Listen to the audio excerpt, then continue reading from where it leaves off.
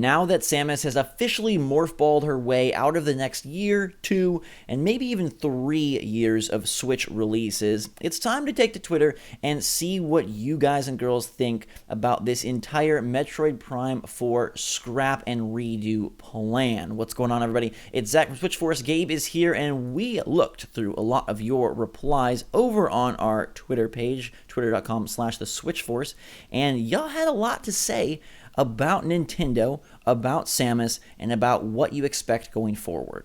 Make sure to follow us over there because we do things like this pretty often where we get your take and then we bring them into videos. It's a good way to interact with us and then maybe be featured in a video. But Zach, yes, there was a lot of thoughts about Metroid being completely trashed and restarted by Retro. Some people were really happy about it. Some people were understandably not so happy about it. So why don't we get into it and see what the fans thought? Indeed. Now, I don't know if this is just a SwitchForce community thing or a Nintendo community thing, or maybe people are just feeling extra nice given that the new year has started and resolutions are still in full swing. But I would say it was a pretty level-headed response across the board. In general, people were very kind, very respectful, and very appreciative of how Nintendo handled this. We'll start off with Noah the Fat, who says, "We are all disappointed that they have to start all over, but if they are making a better game, then it is all for the better. Maybe, just maybe, it will go up there with the best Switch games of all time, like Mario Odyssey, Breath of the Wild, Super Smash Bros. Ultimate, etc." Alright, this is basically where I fall for the most part. And I think I'm in the popular side here when I say, like, hey, like, yeah, it's super unfortunate that it got delayed, but if they're really just trying to make it better, I mean, I'd rather have a better game later than a trash Metroid now. So I'm with Noah here.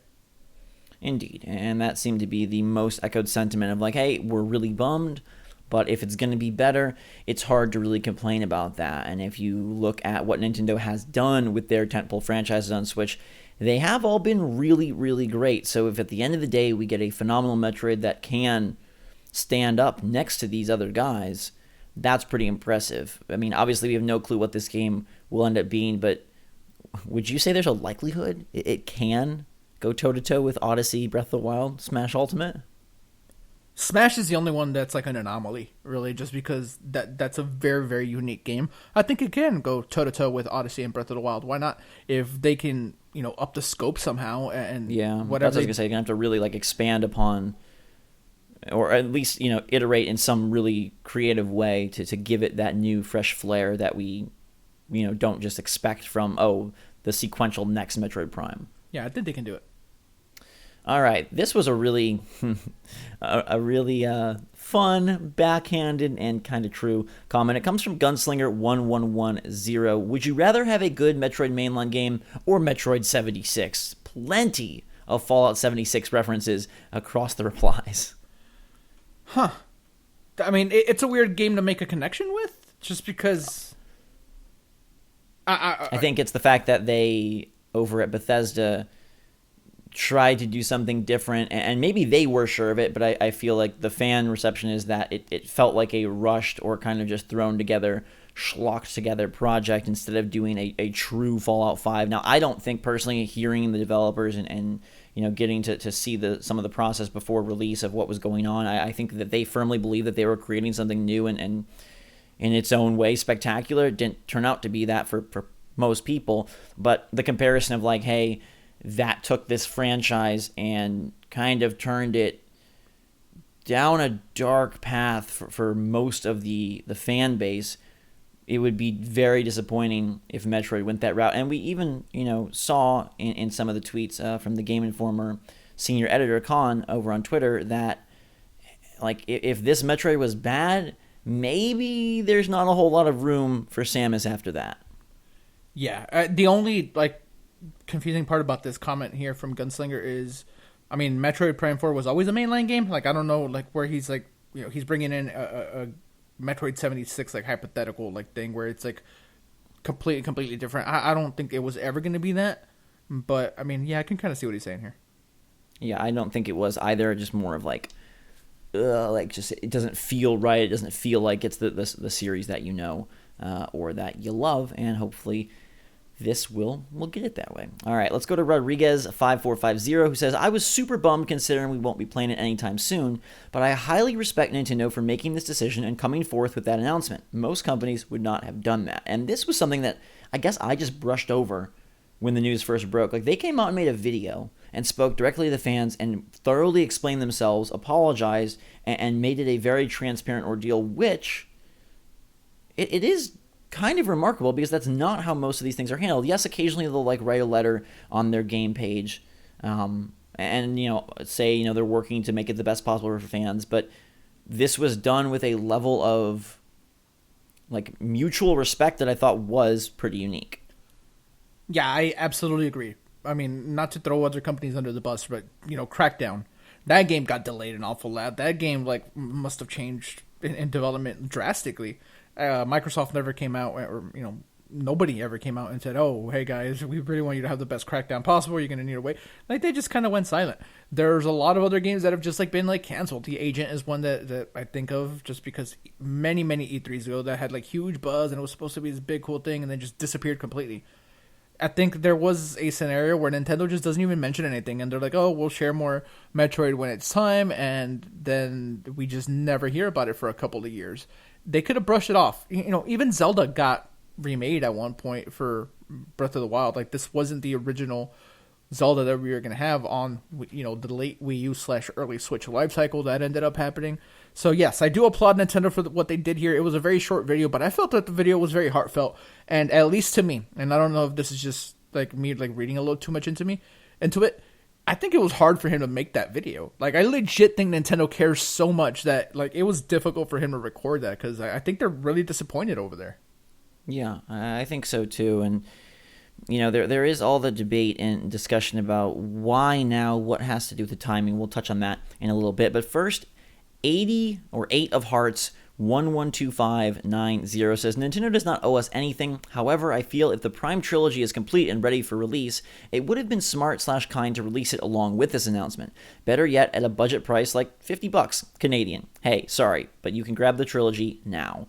And I do think that this would have been really cool if they would have somehow tied the announcement of the trilogy into this delay, restructure, redo announcement. And it's interesting to me that they have Metroid Prime Trilogy, according to Con, that we discussed last night in the video, all done, and that they're waiting for it to fall into the proper hype cycle and marketing cycle of Metroid Prime 4. Now, to me, utilizing Metroid Prime Trilogy as a hype vehicle for Metroid Prime 4 versus utilizing it as a stopgap, fan, mind share moment, I'm not sure that I agree with how they're doing it. If they are indeed going to save it for next year or the year after or whatever, I almost think they'd be better served getting it out soon, because Metroid Prime 4, I don't think it needs that much help. That game is heralded as something quite special, and people are going to be excited for it regardless if there is prep of the first 3 or not, and getting that on Switch now might be better in terms of just placating a fan base that is overly eager. We had rumors that Metroid Prime Trilogy was going to be announced, even as far back as the Game Awards. Didn't happen. And apparently it was supposed to happen, but, we talk about the timing of it all a little bit. At some point, Nintendo was like, hey, this thing is not going to be ready. And by this thing, I mean Metroid Prime 4. So I understand the want to hold on to the trilogy a little bit, just because if you release the trilogy now and then Prime 4 doesn't happen for 2 or 3 years, that's so large of a gap, because make no mistake, Metroid Prime 4 is not coming anytime soon. It's 2 years at the bare minimum, which I think it'll be longer. Me too. So, I understand why they're holding on to it, but, I think I agree with you, though. I kind of want the trilogy now. Maybe this fall would be, pretty cool, and then just give people a chance to get ready. Man, I want some Metroid on Switch sooner than 3 years from now. Yeah, and for me, I'm just the kind of gamer where rather than wanting to play the past entries right before launch, I'd rather play them in advance, because then it's not Metroid. You know what I mean? There's a little bit of a gap and you're not kind of burned out. To me, I would much rather have it sooner. Let's go to NFL Browns, who says, can't lie, it's a little disappointing. And this guy probably knows a lot about disappointment if he is a big Browns fan. Was expecting this to be Nintendo's big 2020 release, but I guess it just opens the door for Nintendo's other IPs. Also makes me wonder what Retro has been up to since Tropical Freeze. Two parts here that I think are interesting. One, what is going to replace this? If Metroid Prime 4 was planning to be at least one quarter's very big release and probably the fall's big release for 2020, what gets slotted in instead? And is that kind of exciting to think, now there is a unknown that will enter the fray? And then secondly, what has Retro been up to? A ex-developer at Retro tweeted something along the lines of, unless Retro has like doubled in size, like there's no way that they can handle both what he was working on when he was there a few years ago. He wouldn't say what it was clearly because, NDAs and stuff. They were working on something. He was open about that. He says that he doesn't think that's happening anymore. Not if Metroid's happening. And unless they like doubled in size, which they haven't. Retro's actually based in Texas, in Austin. Go find out. So I'm going to go ask. I'm going to be in Austin very soon, Zach. Maybe I can go on a little mission. No, but yeah, it's weird. I don't know what they were working on, whether it be that Star Fox thing. Maybe the Star Fox thing is like done, and like that's that was the thought. Like either their project is so done that they're ready to take on something new, or that it similarly was canceled, and so they're looking for what they're gonna to take their talents to next. Yeah, I mean it's gonna be interesting. I'm gonna say that I think they have something done. I think so. It's been a long time since Tropical Freeze, and I feel like if something was like moving along and then canceled, like maybe we would have heard something about that. That's a lot of years of frustration if you're working and it just gets canceled. I don't know. I would love to believe that they have something else that maybe hits the pipeline before Metroid Prime. Otherwise, you're going to go, 8 years between games? That's a long time for a studio to support themselves without any product. Yeah. In terms of what could fill next fall, I mean, heck, that's anybody's guess, but it would be great if something new, I think, got to take that slot. And by something new, I mean something new entirely. NFL Browns mentions Nintendo's other IPs. I'd love to see Nintendo's new IP. How cool would it be if something akin to Splatoon got to you said steal this limelight? You said it. I mean, we're talking late next year. Zach. Enough Splatoon time. 3? Yep, enough time would have passed that we could maybe I just want something new, man. Yeah. I mean, yeah. Honestly, if I had to give you a prediction right now, sorry to cut you off there, but if I had to give you a prediction, it would be Mario Odyssey 2. I wouldn't want that. I'd much rather have Splatoon 3. All right, but we're getting super off topic. Mr. Nostalgic says, it's horrible, depressing, but good at the same time. Well, hey, life. That's basically my reaction. I was very upset, sad, realizing the positive side of things. So I feel you, Mr. Nostalgic. It's all sort. I mean, it's kind of like nostalgia, all sorts of emotions just bundled into one. Yeah. Good comment. TSW Jonjo says the good news is that Nintendo has realized that this game did not reach a standard, which we will appreciate when the game finally does release in 2021. It can't be before then. But this means the Metroid Prime Trilogy Collection is almost certainly coming to fill the gap, and I think it is. It's just when and what gap, because I'd love for it to be now. Long gap. Yeah. Hey, Zach, if Metroid Prime 4 when it's released isn't amazing, people are going to be angry. Yeah, I mean, Nintendo hasn't let us down yet this generation, really. Yeah. In terms of their releases, so I have good faith, and yeah, John Joe, I hope that Metroid Prime Trilogy does come. I think I'd almost rather see that than any Wii U port at this point. Like, if you're going to port something, that's what I'd like to see.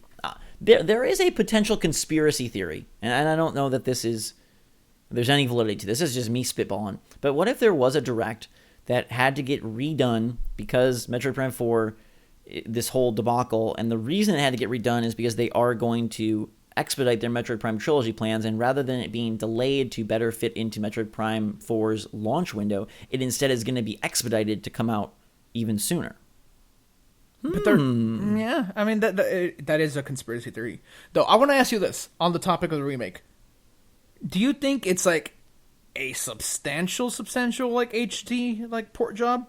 How do you feel about that? Yeah, My better judgment says it's just the Wii trilogy touched up a bit. I don't think that in any way this is like a... Resident Evil 2 remake just came out, right? And the original Resident Evil 2, and this one, there was more time there, right? It was a PlayStation 1 game, and now these are on PS4. So the gap is much wider, so you can be able to tell a difference. If you put a Wii game next to the trilogy that is going to come out hypothetically at some point in the future, do you think that it's going to be like incredibly noticeable? Like it's going to be a huge jump?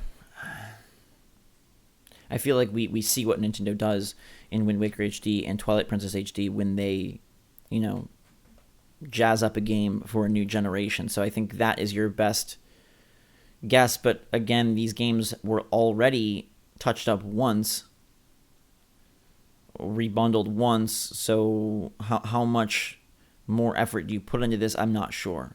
Yeah, that'll be. I don't expect them to look fantastic. I mean, they are GameCube games. Yeah, so we will have to see. Gadget Plays 21 says, excited, actually. I know most of the people at Retro doing the previous Prime games are no longer there, but I believe in the current Retro Studios and can't wait to see them in action again. This is something that I find very interesting. There is so much hoopla around the fact that Retro is taking over, but we've heard from multiple people now and before that this is not the same Retro Studios that did Metroid Prime, that yes, they have the name, and yes, it's a good publicity move, but it's not like this is the team. Yeah, people have moved on. Like that's a thing that happens in people's careers. And I don't want to disparage Retro in any way because they are a fantastic studio. But what have they done lately for you to believe in them? Cuz this is it, for all intents and purposes, it's a different studio. Mm-hmm. There has to be at least 70% new staff at least from the people that were there making Metroid. Oh, I absolutely believe that's the case or more. Yeah, okay. So then what I'm saying is cool, let's believe in them. And I guess the last really awesome thing they did, the last thing period they did was Donkey Kong Country, and that was super awesome. Phenomenal. Yeah. They haven't missed. Cool. So we'll give that to them. But I think it is important to note that this isn't the same people that made the past Metroid games. Yes. They also contributed to Metroid Prime Hunters. Sure. They also contributed to Mario Kart 7.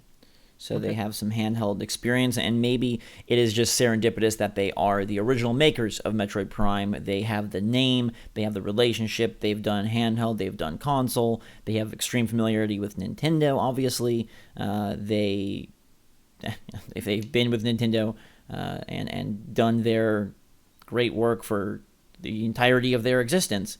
So I think it's a perfect fit in every way for Nintendo. And it appears to be the magical fit, even if behind the scenes it's a little bit more, just a little bit more not the same as it seems. Let's go to AWG0926, who says it was a little disappointed at first, but overall excited that Retro is taking over. It all leads to a better game. Just look at the delays for Breath of the Wild, and that turned out to be a fantastic game. In fact, it turned out to be Game of the Year for most people, and you have to wonder if it didn't see all those delays, would it have lived up to the now classic and game changer that it became. And I don't know that Metroid Prime just in genre has what it takes to do the same that Breath of the Wild did back in 2017. But it is a very good point, and Nintendo delays have at times led to some of their absolute best projects. Yeah, they have. I saw a few people, and I'm just going to bring it up, although I don't think it's the case.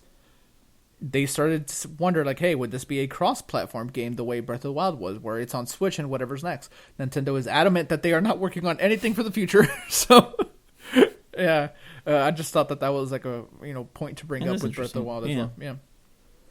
But if there is a Switch Pro, this now would have the full amount of time and development necessary to take advantage of that, if that's the case. But speculation will be saved. For now, we must go to Gaming1075 with a little Jolteon love. It says, I just hope the new Pokemon game this year doesn't have the same fate, LOL. And that's a cool point. We now have a couple of games that begin in the same way that Metroid Prime 4 began, with a title screen and nothing more, a logo and nothing more. So we're looking at you, Pokemon 2019. We're looking at you, Animal Crossing. How is your development going, and will you come out when stated? I'm going out on a limb and saying Pokemon and Animal Crossing are both coming out this year. I'm not worried about either one of those games. Yeah, I think the fact that they were given a date, even if it was just a year, is meaningful. It is a little bit scary just knowing that, hey, Metroid Prime 4 gave us a logo. People were kind of back and forth about how much it actually is there. And frankly, we don't know. There could have been a lot done. This isn't stating that, the game, wasn't ready. This is more stating that the game wasn't good. So perhaps they did have substantial work done. Perhaps things were moving to a pretty far along point. They just couldn't get it to play or live up to the standards and the quality that they have established and that they demand. So I do think that both of these games hit, but I am going to be a little more wary now when we just see title, logo, reveals of what exactly is done and how far along. And I feel like most companies have gone away from that. In fact, the reveal to launch cycle has shrunken a lot in the last few years, even for Nintendo. Look at things like Super Mario Party. That game's announced now in just a couple of months. But they still continue to do some of these title card unveilings, and I will be a little bit more skeptical going forward. You should always be. And the Metroid one said now in development. I don't think the game was super deep into development. Yes, it was deep into development, but I don't think the game was anywhere near done when this cancellation happened. I don't believe that whatsoever, because I feel like if there was so much done, you fix it. You don't cancel it. So I think that things just never went the way they wanted, because it was a lot of people working on the game in different countries, if the Game Informer stuff is to be believed. That's a weird way to develop a game. So yeah, give it to Retro, let them figure it out. And they've done it before, and I know we just said it was a different company, and it is, but still, the name, the moniker alone is going to be enough to satiate fans. And I feel like if Nintendo comes out and says, hey, we're delaying Metroid, it's not where we want it, we're going to start over, and they don't say, but now it's in Retro's hand, I think people lose it. I think people are very upset at that. I think the only reason people are taking such a level-headed approach is because it is going back to Retro. That's a very, very astute point. I think it would have been even more well received if they had mentioned something about the Prime trilogy. But I'd love to see a Jeff Keighley or a Danny O'Dwyer do some sort of retrospective on this when all is said and done. Nintendo's probably way too tight of a ship to allow for that. But I would be real curious what state the game was in upon this decision and what it looked like. Was it a giant open world, or was it too linear, or was it not even at that point, or was it very close and just they couldn't get specific elements, or was the art just really crappy? I'd love to know. We probably won't, but I would love to see that. Let's go to Mallow Brave, our final comment of the game, and a brother of Musashi, who says, I like to live by the idea that it's important to remain patient for the things that will make you happy. Nintendo clearly wants to make this an amazing game for their fans, and they maturely communicated the facts of the situation. And that is sort of the cup of tea of the day. Drink it and be merry, because Mallow Brave, I think, has probably the most self-beneficial approach of being patient. Good things are coming. Nintendo wants to make an amazing title. They dealt with it maturely. So onwards and upwards for everyone. Now, will it be as great as Brave Fencer Musashi? Probably not, but I mean, they can try. That game was so cool. They indeed can. That is going to do it for your take on Metroid Prime. Surprisingly, no one was super angry. No one was out there throwing stones at Nintendo, and I think it's because they have their insane reputation of every game on Switch has been pretty darn great, and I guess you could extend that majority of Nintendo first-party offerings are fantastic. But I do think you're right. You hit the nail on the head, Gabe, before we closed here, that Retro Studios is the key ingredient that bakes this into a beautiful cake instead of an absolute oven-burnt disaster. Let us know if you have any more thoughts on Metroid Prime 4 or any responses for anything discussed in today's video. Make sure to follow us on Twitter, twitter.com/TheSwitchForce. There's always a link in the description. We ask a lot of questions over there. It's a great way to be featured in an upcoming video, get your opinion heard, and just have some fun discussions. Plus, we post updates about all sorts of videos, games, and more. So do that. Subscribe if you want to stay up to date on the latest and greatest from the Switch, from Samus, from Nintendo. Probably not from Brave Fencer Musashi or the Cleveland Browns, but hey, never say never. And until next time, for myself and Gabe, a fantastic day, everybody. Switch Force